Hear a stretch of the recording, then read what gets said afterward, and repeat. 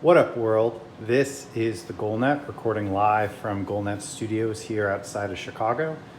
The new digs are finally done. Probably can't actually tell that because we stay pretty stationary with the videos, but pretty excited about the new space we'll be working in. And as you can see, we'll be cranking out lots more content here over the short term. So unfortunately, just due to life and other things getting in the way, didn't do a lot of content initially when I got my Optik chest protector, so skipped an initial impressions review and then also started alternating it in and out with the CCM EF Shield 2 chest protector just due to kind of a content log jam where got some equipment all at the same time. So not quite ready to do a long-term review on it, but it's definitely a good chest protector and figured I'd give everyone an update. So the purpose of today's review is what I'll call an interim review. It's somewhere between initial impressions and somewhere between a long-term review. I've definitely put this thing through its paces enough to know what I like and what I don't like. However, it's not a long enough term review to really have a finalized 100% opinion, and also haven't used it long enough to see if there's any durability concerns. Generally speaking, Brian's is known for having some of the most high quality gear in the industry, so I'm not necessarily worried about durability. But I do need to be as neutral as possible when doing these reviews and need to put everything through its proper paces before we anoint anything durable or net worthy. So first things first, you'll notice this has the TGN Spec logo right in the center of the chest protector. And whenever I have that on any of the Brian's gear, that means that I have customized it based on my exact spec versus the stock retail version.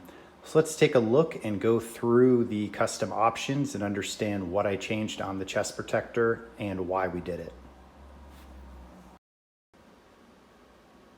So the first thing I added were double Mrazek straps. Believe it or not, had the GoalNet been started back in like high school, I might be able to take credit for this option myself, but give credit where credit's due. Mrazek on his Vaughn chest protectors was definitely the first one to popularize this. As silly as this might sound, things like just using tape as a goalie irritate me, especially when a Velcro strap can do the job. So I've always been putting Velcro straps or snaps on my chest protector for years. One thing that changed over last summer was using the V6 Jimmy Howard Pro Return Vaughn that I had in TGN Spec that out aftermarket, was that I found adding a second Mrazek strap lower down really kept my chest protector straps in place. And to be clear, I run my John Brown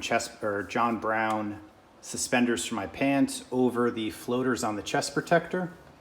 And I tuck, and I like the unit really tight and close to my body. I like the abdomen of the chest protector to stay in place, and then maximum mobility with the arms. So with these 4 Velcro straps, it ensures that the elastic isn't gonna get caught under the floater, or it's not gonna get caught under the floater here. It's not gonna slide around. Before I've used Mrazek straps or used tape, sometimes you'd even get the floater to fall this way, or excuse me, the elastic strap to fall off the floater that way and really hinder the range of motion. So I find that with the double Mrazek straps, it really holds everything in place very well. The second piece of customization I added was a fighting strap. I'm a huge fan of this. This anchors the chest protector to your pants. And again, I like the abdomen of my chest protector to stay perfectly in place when I play. It's kind of like a security blanket. I want to feel like every inch of my chest, stomach, ribs, shoulders are perfectly covered. And I personally feel that the less the unit moves, the better it is. So one of the interesting things Brian's did is they used kind of an elastic stretchy strap for the fighting strap, and it's not the traditional nylon strap with some snaps. This is a really cool option that Brian's does, just because you can imagine it stretches a little bit. Every now and again with the snap style nylon strap, I'd make a lunging or acrobatic save. The chest protector would come unsnapped, and then next whistle, you're throwing the gloves off on top of the net and messing around, fussing around, trying to get that back connected. So I'm a huge fan of this design. There's a good chance that I might put the CCM unit I also have through the TGN Spec treatment. And I think I'll definitely go with an elastic style strap because I do think it's an improvement over the nylon strap when it comes to the fighting strap. So kudos to Brian's, really great option here. The last thing I customized is kind of a 180 from what I was just saying, where I like the elastic here. You'll probably get this in a lot of my reviews, but I think that elastic is a little bit overused in the goalie industry. And a lot of that is, again, my personal preference, but I like to share that and give you the insight as I see things in my reviews. So these nylon straps here designed, again, because I don't need this abdomen area to flex. It's tucked inside my pants. I want it to stay stationary. So by having the nylon straps here, it just keeps the unit really snug and tight to your body. And that middle abdomen unit, in a positive way, does not move at all. So those are the three custom options that anointed this the TGN spec. And again, it's the fighting strap to connect it to your pants. It's the nylon instead of the elastic straps for the body closure. And then lastly, on the front, it's the double Velcro Mrazek style strap. All right, so next up in the review, we're gonna take a little bit of a deep dive into the features on the Brian's Optik standard chest protector, and also what this chest protector is, because it's a little bit unique. So first things first, if we take a step back, you might notice that the floaters on this chest protector looked significantly trimmed down compared to the Brian's previous Sub-Zero 3 and Genetic 2 models. I previously used a Genetic 2 as well, so I've been in and out of Brian's chest protectors for years, and also pretty streamlined compared to anything else on the market.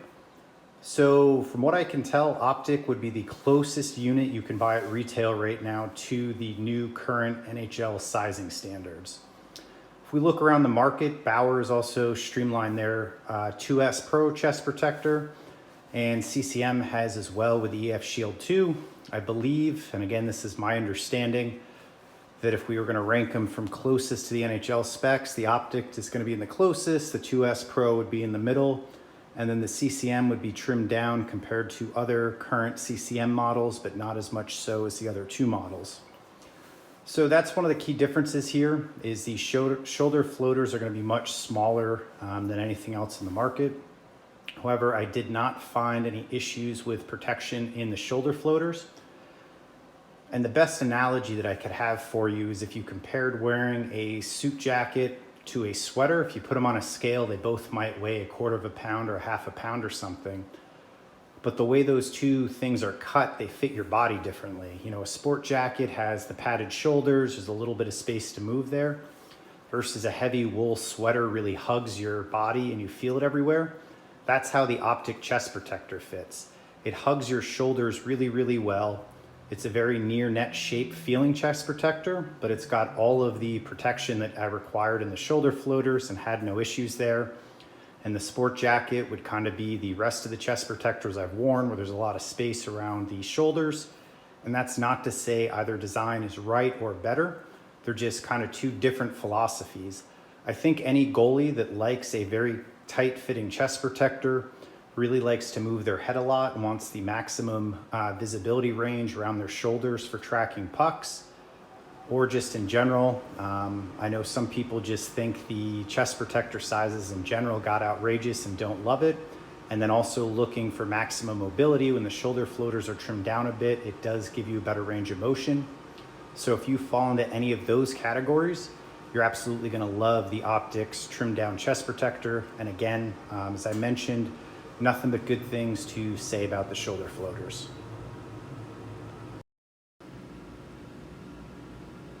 So one of my favorite features on the Brian's chest protector is this removable bib.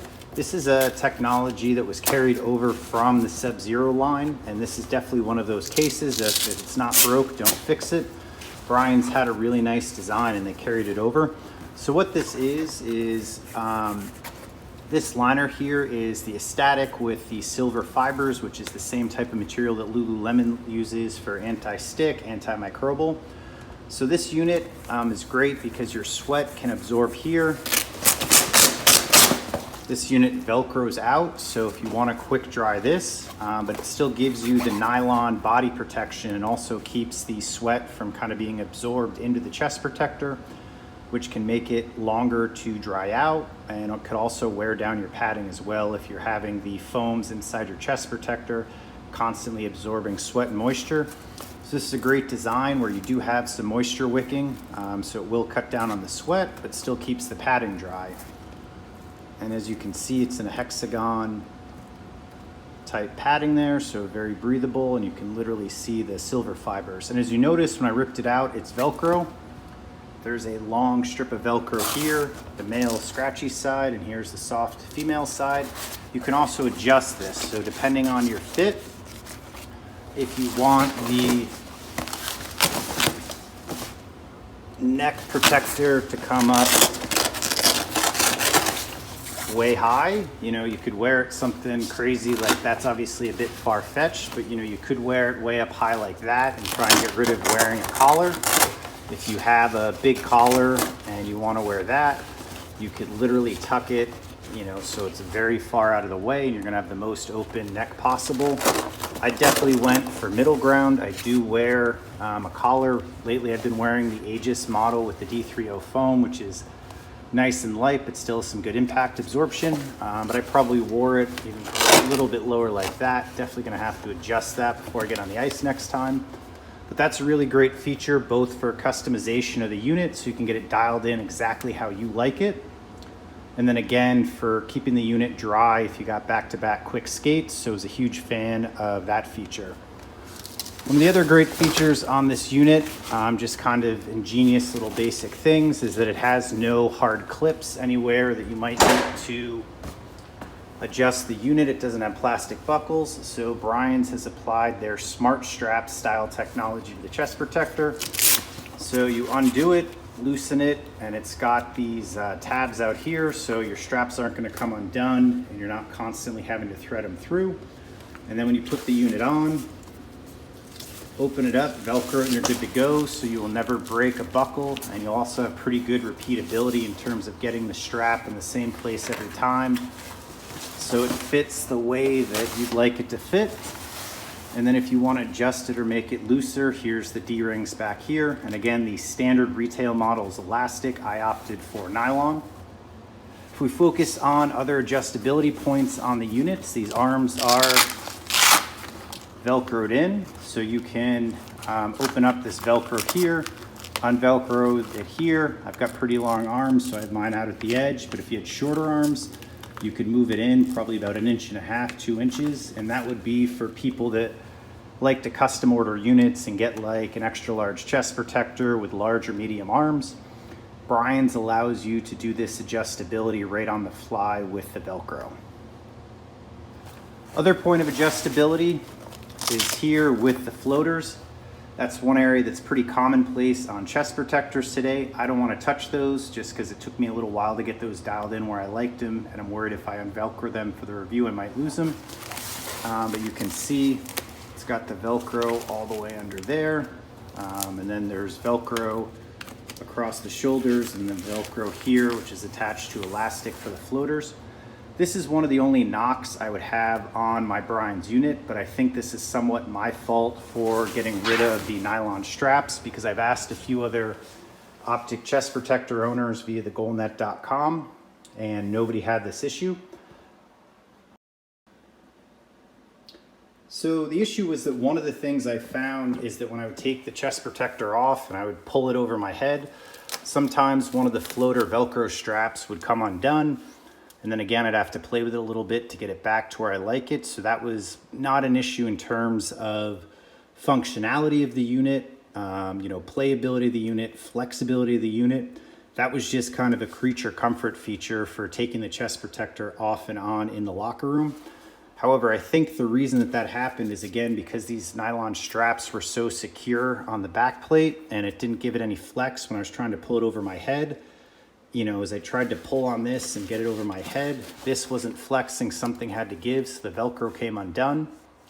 And that's where I say, talking to some of the people via the goalnet.com that have the standard retail unit not having that issue, that's why I kind of think it's unique to me.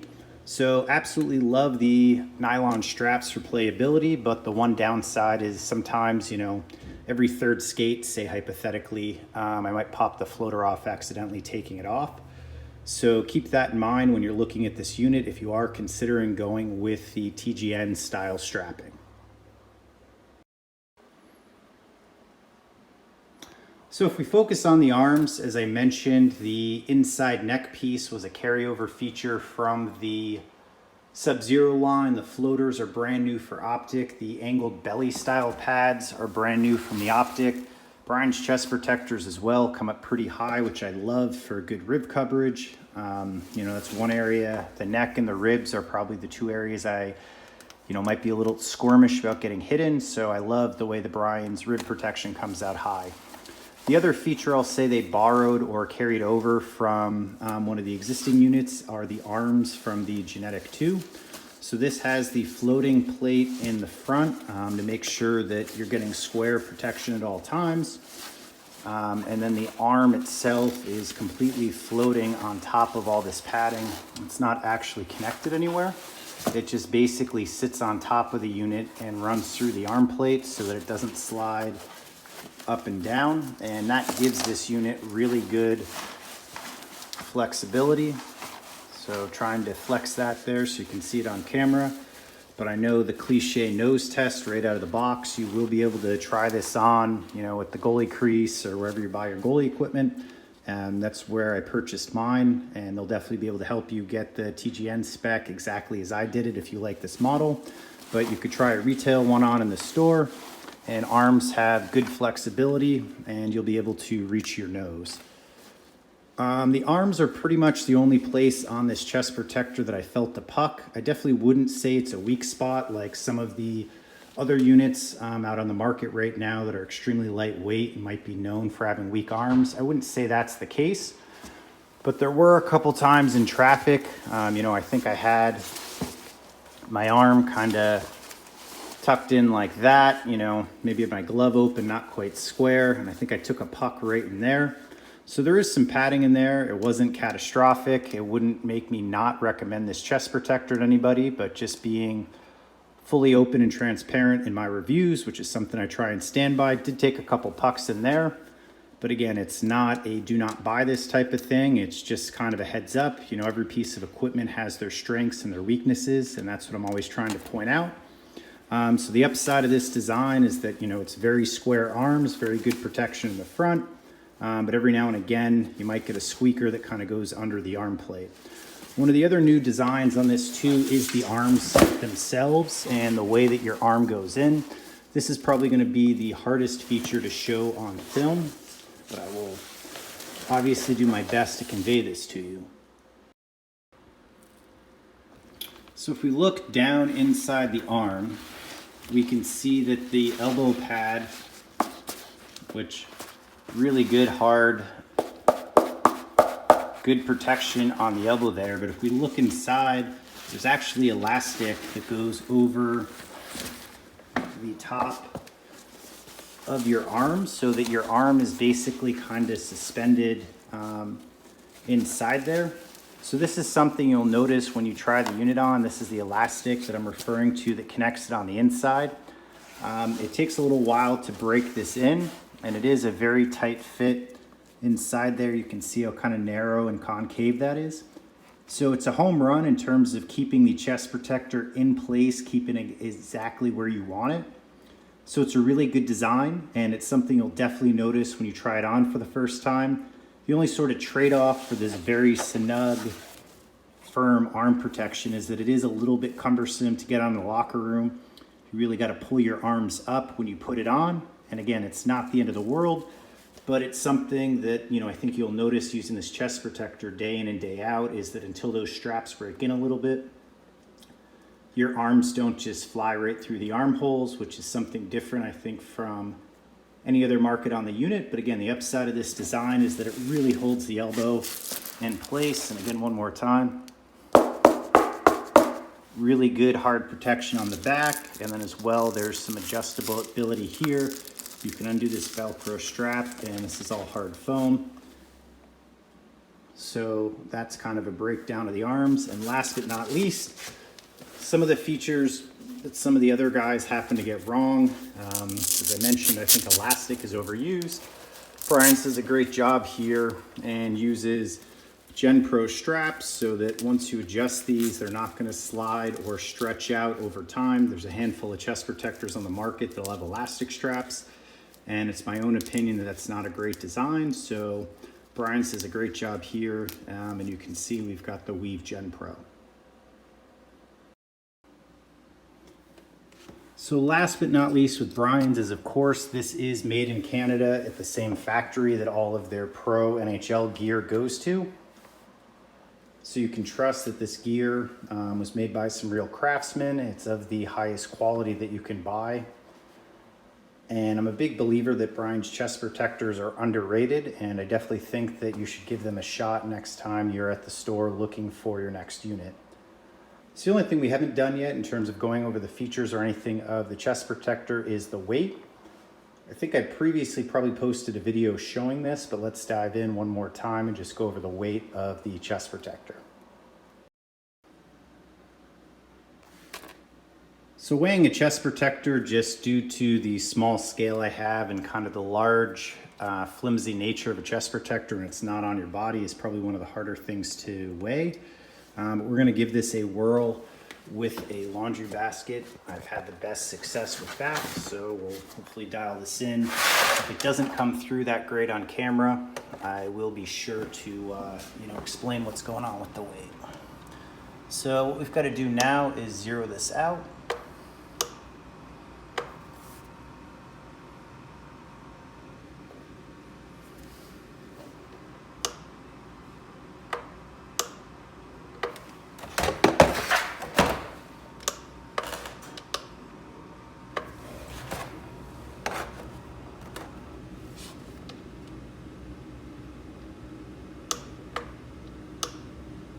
All right, there we go. So we got this dialed into 0.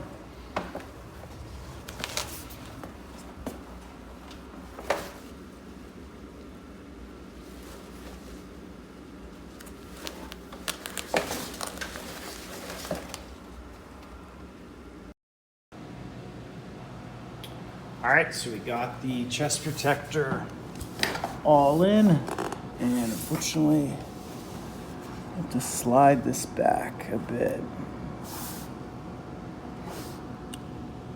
So probably not coming through very clear on the camera, but I am getting about 6.7 pounds for the chest protector. And again, that is 6.78 pounds, so call it 6.8 pounds is what I'm coming in at for the weight. And from memory, that is about what it is when it weighed initially. That's not heavy by any means, but it's not the lightest chest protector on the market either. I'd say that falls kind of right in the middle of the scale. And I know some people love chest protectors, but some of the lightest models on the market are known for having weaker arms. And a lot of people love the tank feeling of a chest protector. You know, the trade-off with a chest protector is that generally speaking, the more padding it is, the more tank-like it's gonna be, the heavier it is. So I think Brian's has a good balance right here where it's not the lightest, it's not the heaviest, but it's right in the middle. So if you're also considering an Optik, keep that in mind. For me, again, no real issues with protection, a couple stingers on the arms, but you'll get that with a lot of chest protectors on the market. Shoulder floaters and the new overall trimmed down size and shape are great just in terms of the feel of the chest protector. It absolutely hugs your body in a way that I've never felt in a chest protector before. And unreal sight lines, if you think about tracking a puck, you know, to your blocker or rebound, that big giant oversized shoulder floater is never gonna be in your way.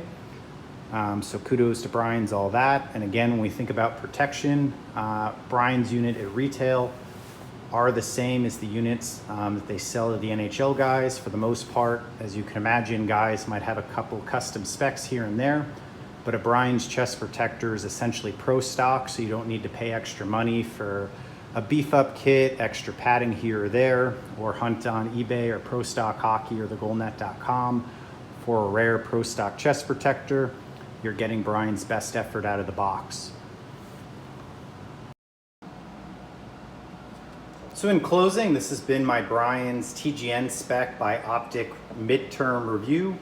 At some point in time, I am going to keep this in rotation. I do like it. I will try and follow up either with some content on thegoalnet.com or another video updating everybody on my long-term opinion on this chest protector. But to recap what it is and what it isn't, this chest protector is going to be the most streamlined unit in the market. So anybody looking for the kind of NHL feel with the new chest protector models, this is definitely the one to try. If you're just looking for something that's a little bit better tracking angles, more streamlined around the shoulders for better visibility, or the really unique feeling of this chest protector that it wraps and hugs your shoulders more than any other unit on the market. It's almost like I said, a big comfy sweater. It's kind of like a safety blanket. So if that's a feeling you think you might like in a chest protector, definitely check this out. The arm design is great where it really locks your elbow into place. The no clip strapping is awesome. The adjustable neck plate and Brian's hex hair with the silver lining. Great design as well. New belly blocks work good. Nice high rib protection as well. The only couple areas of concern I had were a couple arm stingers, but again, pretty typical with most units on the market today. There are gaps here and there where you're unavoidably going to get hit with a puck, so nothing too alarming with me there. And a couple times I had the Velcro shoulder floaters come up undone on mine, but I do think that is a result of my nylon straps. So overall, so far so good with the Brian's chest protector here being the Optik model. Head over to thegoalnet.com to ask any questions or let me know your thoughts if you're using one. Until next time, this is the GoalNet signing out.